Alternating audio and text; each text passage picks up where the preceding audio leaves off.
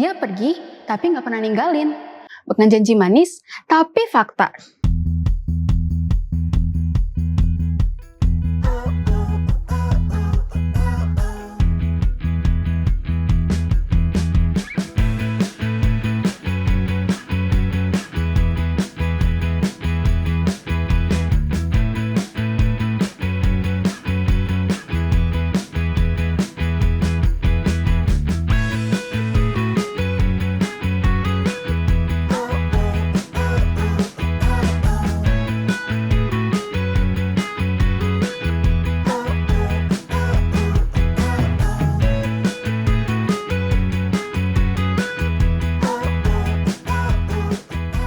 Guys, kalian pernah nggak sih ngerasa ditinggal sama orang yang kalian sayang banget?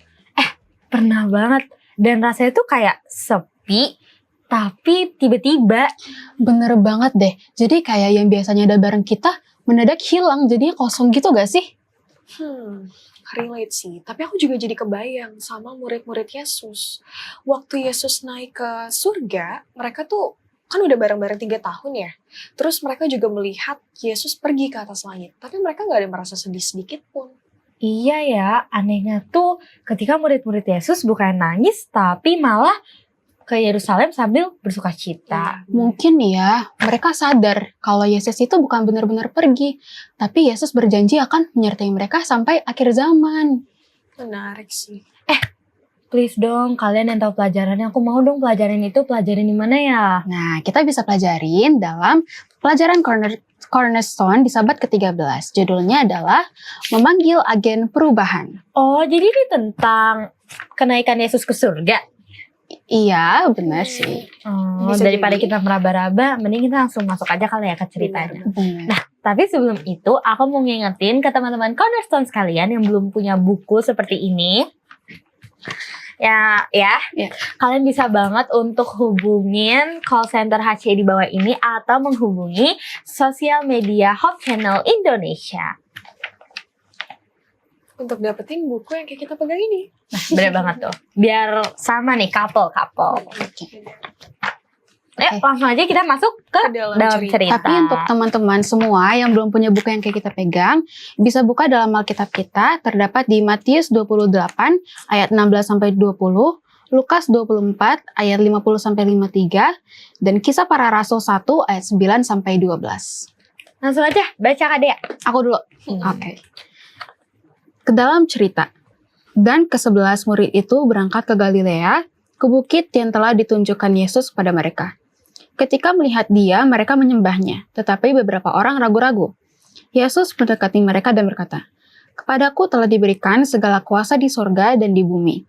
Karena itu pergilah, jadikanlah semua bangsa muridku dan baptislah mereka dalam nama Bapa dan Anak dan Roh Kudus. Dan ajarlah mereka melakukan segala sesuatu yang telah kuperintahkan padamu. Dan ketahuilah, aku menyertai kamu senantiasa sampai kepada akhir zaman." Lalu Yesus membawa mereka keluar kota sampai dekat Betania. Di situ ia mengangkat tangannya dan memberkati mereka. Dan ketika ia sedang memberkati mereka, ia berpisah dari mereka dan terangkat ke sorga. Mereka sujud menyembah kepadanya. Lalu mereka pulang ke Yerusalem dengan sangat bersukacita. Mereka senantiasa berada di dalam bait Allah dan memuliakan Allah. Sesudah ia mengatakan demikian, terangkatlah ia disaksikan oleh mereka, dan awan menutupnya dari pandangan mereka.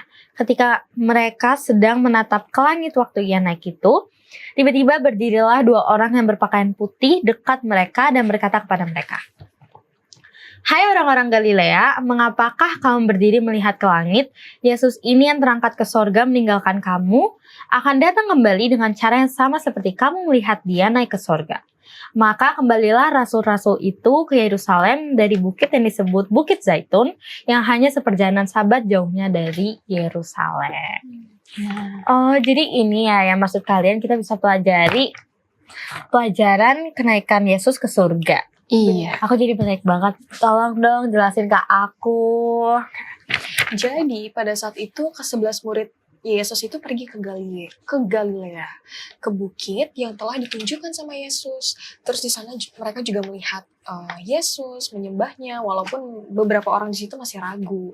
Terus Yesus juga meneguhkan mereka dengan perkataan yang penuh kuasa. Yesus berkata, "Kepadaku telah diberikan segala kuasa di sorga dan di bumi. Karena itu, pergilah, jadikanlah semua bangsa muridku, baptislah dan ajarlah mereka melakukan segala sesuatu yang telah kuperintahkan. Aku menyertai kamu sampai akhir zaman." Setelah itu, Yesus juga membawa mereka sampai dekat ke Betania. Lalu Yesus juga mengangkat tangannya, memberkati, dan perlahan terangkat ke surga dan disaksikan juga oleh murid-muridnya.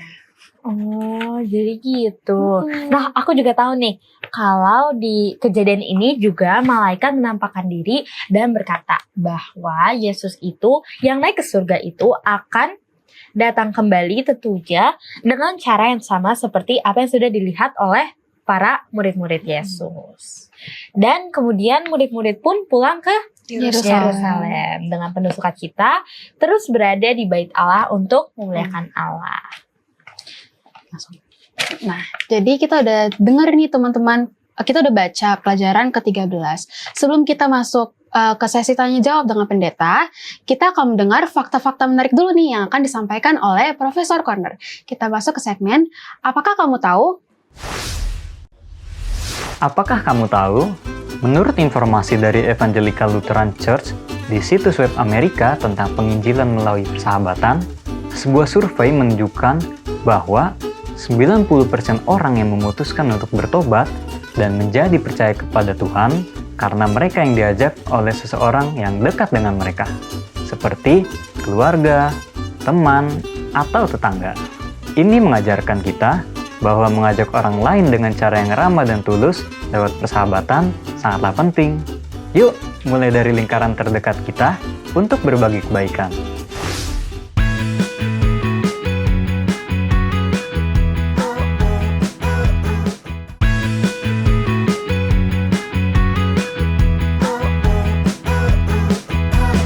Kembali lagi di Cornerstone Connection. Program ini hadir untuk membimbing kamu mempelajari Alkitab lebih dalam lagi, dan pada saat ini sudah hadir bersama kita Pendeta Andreas Tambunan. Shalom Pendeta.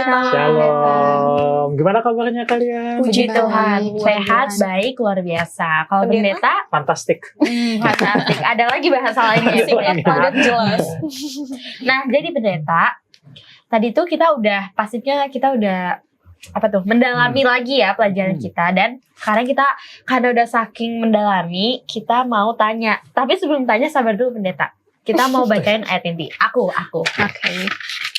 Ayat inti kita terdapat dalam kitab Kisah Para Rasul 1 ayat 9 sampai 11. Ketika mereka sedang menatap ke langit, waktu ia naik itu, tiba-tiba berdirilah dua orang yang berpakaian putih dekat mereka dan berkata kepada mereka, "Hai orang-orang Galilea, mengapakah kamu berdiri melihat ke langit? Yesus ini akan datang kembali dengan cara yang sama seperti kamu melihat dia naik ke sorga." Gitu. Kan ini udah nih aba-abanya. Sekarang kita langsung aja masuk ke poinnya. Siapa duluan nih yang mau bertanya? Aku nanya duluan kan. Jadi, Siap-siap Ais. Belum. belum jawab. Aku yang jawab. Oh, yaudah, Ais. Kira-kira. apa sih Papa yang maksudnya janji kedatangan Yesus itu yang kedua kali?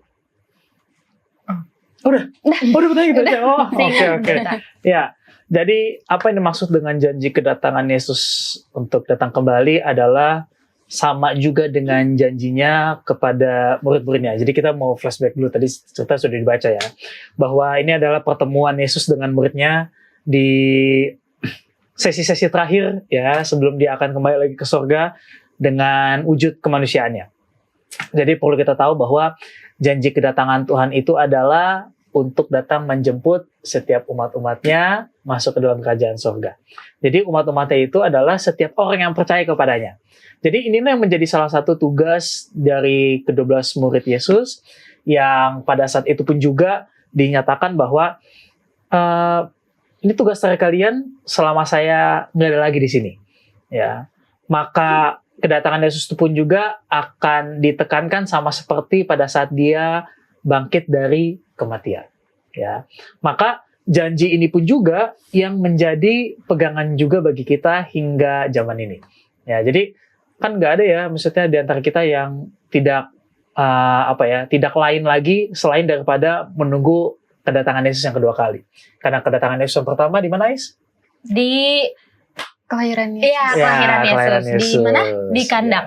Kandang domba. Kandang domba. Iya, betul. Harus lengkap ya. Iya, kurang Ya, jadi- lengkap ya. Maaf, Jadi yang pendeta. pertama adalah hal itu, ya kedatangan Yesus yang pertama, maka kedatangan Yesus yang kedua adalah bukan pada saat dia bangkit dari mati, enggak, bukan. Tapi kedatangan yang kedua adalah pada saat kita dipersiapkan, sudah siap untuk masuk ke dalam kerajaan surga. Itu Soon yang ya, keduanya. pendeta. Soon berarti. Soon. Ya, Nanti soon to be. Tuhan. Oh, Soon iya. to be. Soon to be. Berarti kita semua orang-orang percaya akan dijemput Tuhan. ya? Betul. Ingat ya, orang-orang yang percaya dan melakukan. Oh iya. Nah, itu dia. Tidak jangan hanya lupa. percaya ya pendeta. Iya, jadi nggak hanya based on percaya aja. Next, siapa mau nanya? Kan tadi aku sempet tanya nih pendeta ke teman-teman aku, kira-kira kalau kalian ditinggalin sama orang yang kalian sayang, kalian ngerasa apa? Sedih atau enggak? Dan mereka tuh jawab mereka akan Sedih. sedih. Aku sedih. Sedih banget. Kesepian juga. Tapi aku bingung deh pendeta, kenapa para murid Yesus tuh merasa penuh sukacita ketika Yesus naik ke surga? Padahal mereka udah tiga tahun bareng-bareng ya, Mm-mm. dan mereka juga dekat. Jadi kenapa tuh pendeta? Deketnya kayak kita. Oke. Ya, jadi pertanyaan, kenapa ya orang bukannya sedih kalau berpisah gitu ya, malah istilahnya penuh dengan sukacita ya. Kalau di dalam tulisan yang ada gitu ya, dalam tulisan yang menambahkan akan keterangan dari pelajaran kita di pelajaran ke-13 ini menyatakan bahwa murid-murid Yesus sudah meyakini akan janji-janji Tuhan. Jadi pada saat Yesus akan pergi, ya mereka diingatkan kembali pada saat pertemuan mereka di Getsemani. Ya, karena kan perjalanan Yesus kan selain di pinggir pantai, di gunung-gunung gitu ya. Maka pertemuan terakhir mereka itulah Tuhan mengingatkan mereka berulang-ulang kali. Jadi ternyata ada maksud juga Tuhan, kenapa Tuhan pun mengulangi janjinya kepada murid-muridnya. Karena kan ada di sini pelupa. Aku. Semuanya pelupa. Astaga. Udah jadi jangan. Tapi yang ini jangan lupa ya, jangan lupa Iya, ya. pendeta. Tapi inilah mengapa Yesus mengulang-ulangi kepada murid-muridnya supaya murid-muridnya tetap memiliki satu pengharapan, satu iman pengharapan bahwa tenang, sebagaimana Yesus telah bangkit dari kematiannya, maka murid-muridnya pun juga harus penuh dengan sukacita membagikannya kepada orang lain. Padahal kalau di dalam ceritanya dikatakan bahwa banyak orang-orang Saduki, orang Farisi, bahkan orang-orang yang nggak suka sama Tuhan dan juga murid-muridnya ini merasa bahwa pulang-pulang dari sana mereka akan tetap sedih, sama seperti waktu mereka kehilangan gurunya. Tapi ternyata reaksinya berbeda. Nah, justru inilah, meskipun kita tidak tatap mata, tidak tatap muka dengan Tuhan, justru menjadi satu pelajaran bagi anak-anak Cornerstone, dimanapun kita berada, kita pun juga harus tetap penuh dengan sukacita.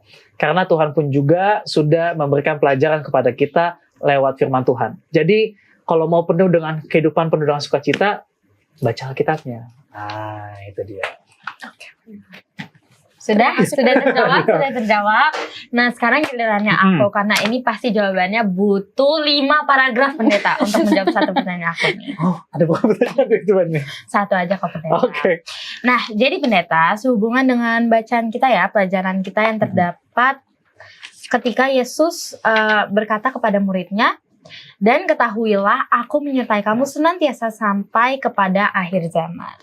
Nah, pertanyaannya, kenapa sih pendeta Yesus ini mengingatkan murid-muridnya bahwa Yesus ini akan menyertai mereka, padahal kan di situ posisinya Yesus akan naik ke surga dan meninggalkan mereka. Oke, ya. Jadi mengingatkan akan pelajaran ke-13 ini, ya. Kalau dibilang disertai, mungkin cukup kurang pas kalau misalnya nggak disertai dengan adanya kehadiran. Ya, tapi ingat bahwa kehadiran Yesus pun juga bukan hanya secara fisiknya saja, tapi kalau kita lihat bagaimana perjalanan Yesus naik ke surga, murid-muridnya melihat bahwa Yesus pun juga bersama dengan malaikat-malaikatnya. Itu menandakan bahwa Tuhan pun juga tetap menitipkan Roh Kudusnya bagi masing-masing kita. Ya, belum 5 paragraf ya? Belum. Belum, Oke. pendeta. Ya, jadi Lanjut lagi. kembali lagi bahwa pelajaran kita pun juga mengatakan bahwa penyertaan Tuhan itu kan bukan hanya berasal daripada berkat yang kita terima, kayak contoh berkat materi lah, berkat apa lagi, Apa ya? rohani yang ada, tapi dari segala aspek. Ya, jadi penyertaan Tuhan itu bukan dari apa yang kita harapkan aja, tapi juga berdasarkan apa yang sebenarnya menjadi kebutuhan utama kita. Ya, kalau contohnya pendeta ini lagi dalam keadaan lemah iman, tiba-tiba Tuhan kirimlah kalian bertiga, ya, untuk menguatkan pendeta. Makin lemah pendeta. Enggak dong, makin kuat dong. Justru makin kuat. Wow. Nah, tapi justru itulah yang penyertaan Tuhan, bahwa kehadiran Tuhan pun juga hadir lewat teman-teman sekalian, Cornerstone dimanapun berada. Jadi teman-teman jangan merasa bahwa kalian itu hidup sendiri. Karena pelajaran kita pun juga di pelajaran 13, apa judulnya? Judulnya itu memanggil agen perubahan. Memanggil agen perubahan. Maka kita pun juga dipanggil untuk menjadi agen perubahan yang tadinya kita hidup hanya sebagai manusia yang hidup dengan seadanya saja, tapi Tuhan pun juga tetap memanggil kita untuk tetap senantiasa berpengharapan kepadanya, bergantung kepadanya. Dan ingat teman-teman, seberapa jauh pun kita daripada Tuhan, seberapa kerasnya kehidupan kita pada saat ini, janji Tuhan itu tetap ada, janji Tuhan tidak pernah berubah. Bahkan kalau mau dikatakan, satu-satunya jawaban yang pasti hanya di dalam Tuhan. Ya, Oke. Sudah 5. Belum pendeta. Tapi terima kasih pendeta sudah menjawab pertanyaan kita bertiga. Iya. Amin. Dan sekarang pastinya karena kita udah pertanyaan udah, terus jelasin materi kan juga udah. Sekarang kita mau masuk apa nih? Nah, udah nggak usah jawab. Aku aja yang kasih tahu ke teman-teman sekalian. Kalau sekarang kita akan masuk ke dalam segmen apa pendapatmu?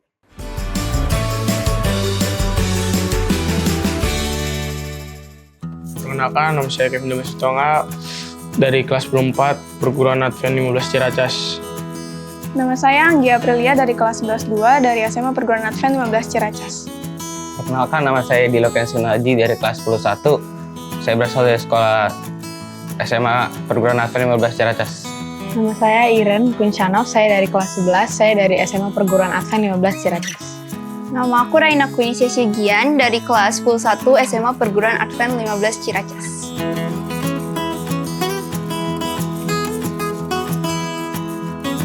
Menurut saya lebih mudah sebagai pemimpin karena menjadi pemimpin bisa untuk mengatur para pengikutnya untuk melakukan hal yang benar dan harus dilakukan, dan juga bisa membuat para pengikut lebih taat dan lebih sopan. Menurut saya lebih mudah menjadi seorang pengikut karena tidak harus mengambil keputusan besar. Menjadi seorang pengikut karena kita tinggal melakukan arahan dari pemimpin kita dan kita tidak perlu memikirkan hal-hal yang harus kita lakukan selanjutnya. Menurut saya lebih mudah menjadi seorang pengikut karena kita tidak perlu mengarahkan apa yang harus dilakukan, tapi kita harus hanya mengikut arahannya dan kita tidak perlu menjadi yang terbaik karena kita bisa mengikuti pemimpin kita. Menurut aku lebih mudah menjadi seorang pengikut karena kalau menjadi seorang pengikut sebenarnya kita hanya perlu untuk ngikutin arahan si pemimpin, sedangkan kalau menjadi pemimpin kita harus ngatur-ngatur yang si pengikut itu.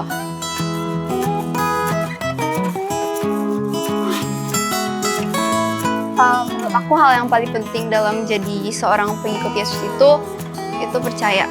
Yang paling penting iman kita terhadap Dia dan juga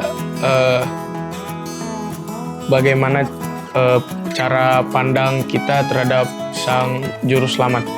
Hal yang paling penting adalah tetap setia dan taat pada ajarannya. Penurutan kita terhadap Yesus dan semua peraturan-peraturan yang telah Dia buat. Menurut saya hal yang paling penting dalam menjadi seorang pengikut Yesus adalah kita harus menuruti perintah-perintahnya di mana terletak dalam 10 hukum Allah, dan kita juga harus mengikuti sifat-sifat Tuhan Yesus.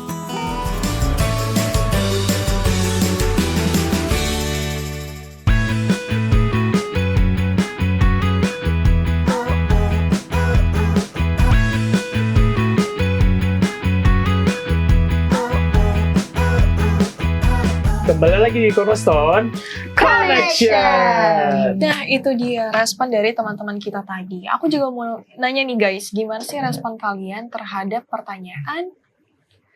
Yang ada di video ya. Iya, benar. Emang apa sih pertanyaannya? Menurut kalian, lebih mudah mana? Menjadi seorang pemimpin atau seorang pengikut? Dan apa alasannya? Kita tanya dulu deh ke intro. Tadi siapa tuh yang buat intro? Yang bertanya, intro, akhirnya intro. Kan introvert ya. Bukan, Kira intro Cornerstone Connection unik nih. Pertama kalinya aku lihat. Gimana Pertama pendeta? kali ya? Iya. Iya bener lagi. Ya, menurut pendeta lebih mudah jadi seorang pengikut ya kayaknya ya dibanding seorang pemimpin. Karena kalau pemimpin itu punya tugas mengayominya tuh cukup besar gitu loh ruang lingkupnya. Ya karena kalau bisa jadi seorang pengikut, ya tinggal ikut aja. Atasan bilang apa, oke, ikut, gas gitu. Meskipun kalau contohnya ada ketidakcocokan gitu ya antara pemimpin, tapi tetap pasti pengikut pun juga akan selalu melakukan. Oke. Ya, Next siapa selanjutnya. nih? Oh, aku nih sekarang. Kalau menurut aku, dua-duanya mungkin ada plus minusnya ya. Jadi bisa jadi gampang, bisa jadi susah juga. Dan kalau menurut aku pribadi lebih mudah, nggak jadi apa-apa. NPC. Nggak ada jawaban dong.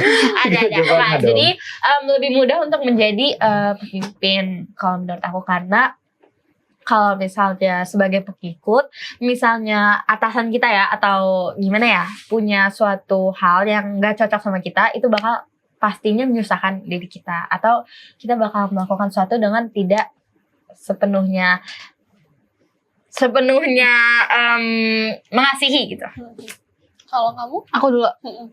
Kalau aku lebih gampang untuk menjadi seorang pengikut sih. Karena jadi seorang pemimpin itu mereka punya tanggung jawab yang besar mengatur pengikut-pengikutnya. Terus kayak harus mendengarkan aspirasi dari banyak orang. Kalau bagi aku itu sulit sih. Mantan OSIS. Biasa. Mantan ketua OSIS. Oh, mantan ketua OSIS. Ya Oke. ampun. Ayo, Lanjut Kak Girena. Kalau menurut aku dua-duanya susah sih. Karena sama-sama punya tanggung jawab yang besar kayak pemimpin. Mereka harus bisa memimpin bangsa-bangsanya mungkin atau apanya.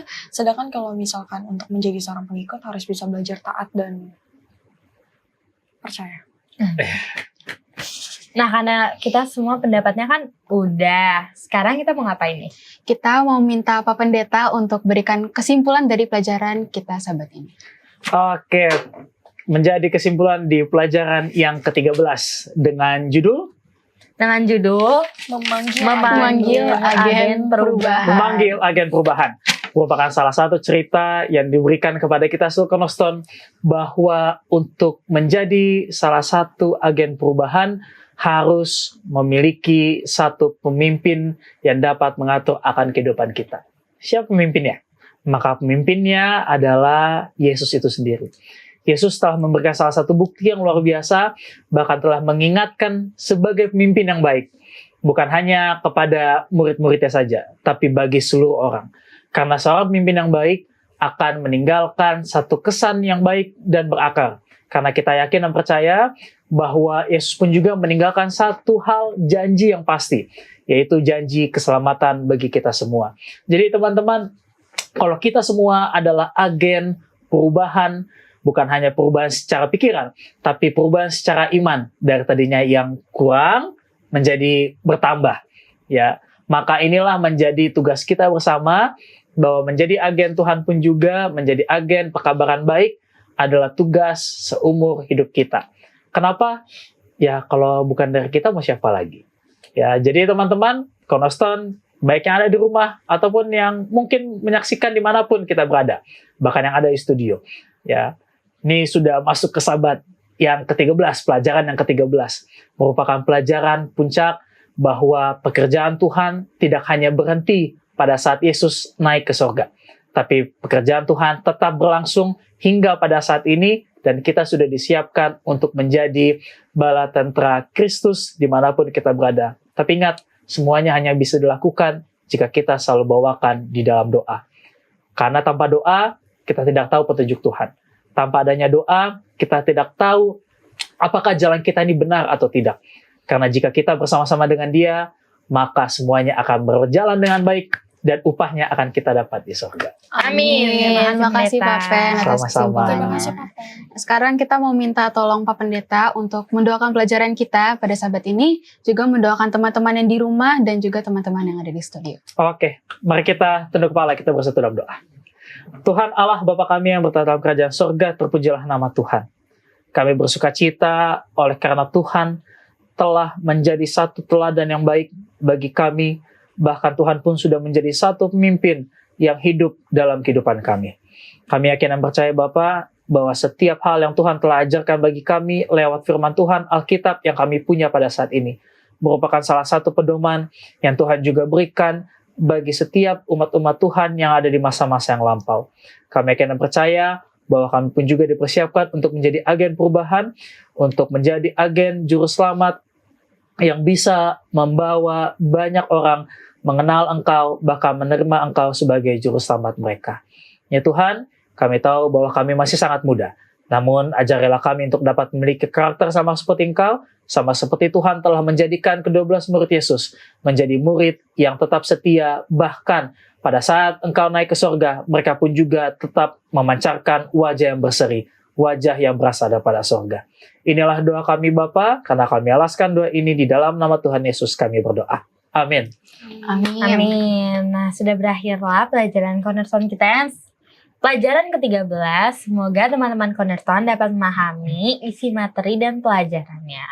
Sampai ketemu teman-teman yang selalu setia mencari dan belajar firman Tuhan melalui Cornerstone Connection.